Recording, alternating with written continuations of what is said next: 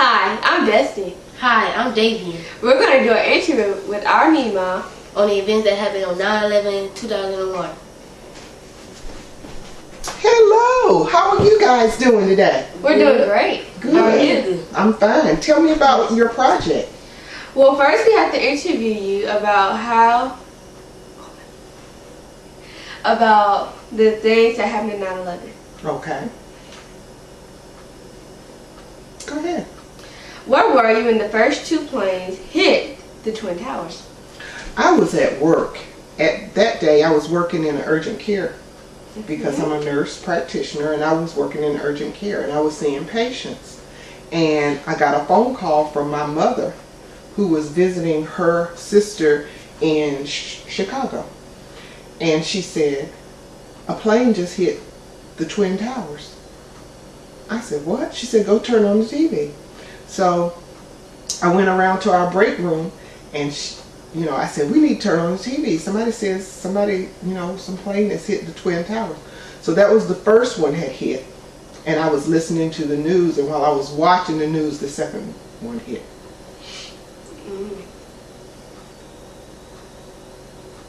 How did the rest of your day go?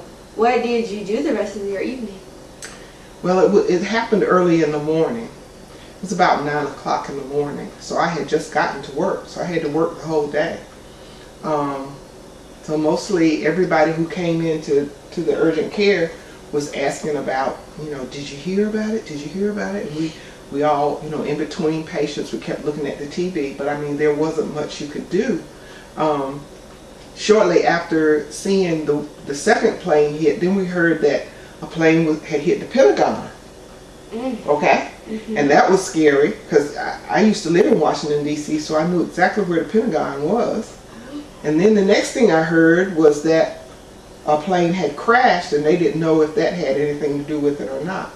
So, I mean, it was just a pretty upsetting day. Who did you share your feelings with the most that day?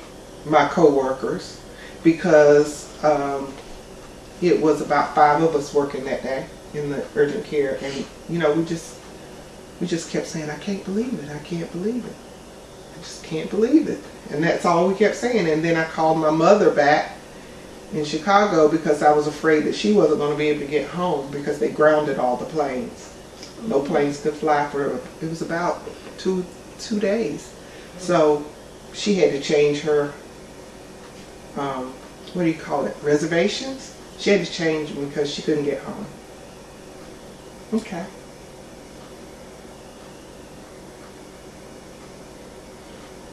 Do you feel different after September 2001?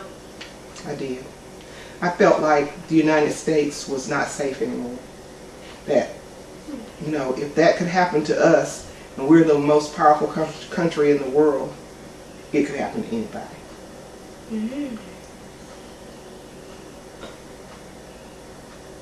Has anything changed in the way you live since that day? Oh, yeah. The main thing that has changed is when I travel, I kind of look around and see if I see anybody that looks suspicious, that might be carrying a backpack or just might not look right. And the main thing that's changed is how long it takes you to get through the airport to get to your gate now, because everybody has to be searched and x-rayed, all your bags and things like that. So that's changed a lot. In your opinion, how should we remember that people killed in that attack? I really think that every year on that day, we need to treat it just like a special holiday, that those people can be remembered. In fact, it is a holiday now. It's called Patriots Day. And so everybody usually, at the moment that the Twin Towers were hit, you have a moment of silence, and I think that's wonderful. And then in New York, they call out all the names of the people who died, either on the planes or in the Twin Towers, even the firemen or everybody. They take turns calling out their names, and I think they should be remembered that way. And I think that the memorial that they built is beautiful too. Mm-hmm. What will you say are the biggest changes our country has faced since 9/11?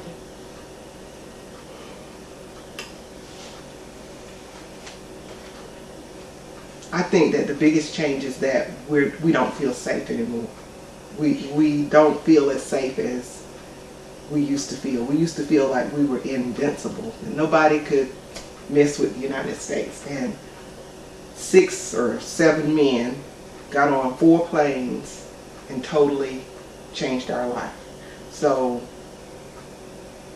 I think that's the biggest thing, is that we know that we're not invincible and that we need to be on our guard just like any other country. Are there any other questions you might have? Yes, they are. What is it?